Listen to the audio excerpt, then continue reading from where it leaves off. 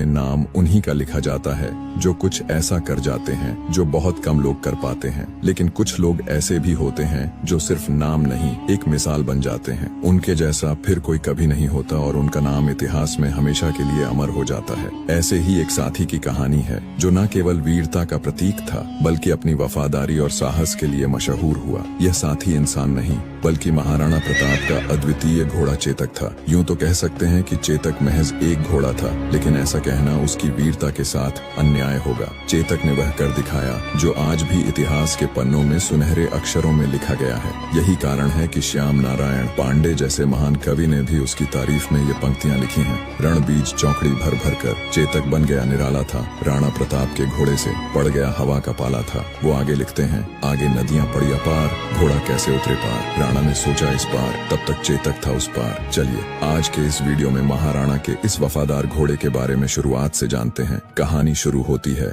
जब गुजरात की तपती धूप में रेगिस्तानी मैदानों से एक घोड़ा व्यापारी महाराणा प्रताप के दरबार में आया। उसके पास 3 अनोखी काठियावाड़ी नस्ल के घोड़े थे जिनका नाम वह चेतक, त्राटक और अटक बोलता था। व्यापारी ने अपने तीनों घोड़ों पर गर्व करते हुए कहा, महाराज यह घोड़े अद्वितीय हैं, वफादारी और ताकत में सबसे ऊपर। आपके जैसे वीर राजा के लिए यह अनमोल साथी बन सकते हैं। महाराणा प्रताप ने शांत होकर कहा, यह तो मैं मानूंगा ही नहीं जब तक खुद न देख लूं। दिखाओ ये घोड़े वफादार और बहादुर कैसे हैं। व्यापारी ने मुस्कुराते हुए अटक को चुना। उसने उसके पैरों को मोटी रस्सियों से बांध दिया ताकि वह हिल भी न सके। फिर कुछ दूर जाकर एक अजीब तेज आवाज निकाली। आवाज सुनते ही अटक की आंखों में ज्वाला जल उठी। उसे ऐसा लगा जैसे उसका मालिक संकट में हो। उसने पूरी ताकत से रस्सियां तोड़ने की कोशिश की, मगर रस्सियां टूटने के बजाय उसके पैर ही शरीर से अलग हो गए और खून बहने लगा। पर अटक अपने स्वामी तक पहुंचने का प्रयास करता रहा, तब तक जब तक उसकी आंखें हमेशा के लिए बंद नहीं हो गईं। महाराणा प्रताप इस दृश्य को देख स्तब्ध रह गए। उन्होंने अपने जीवन में ऐसा अद्वितीय साहस और वफादार घोड़ा कभी नहीं देखा था।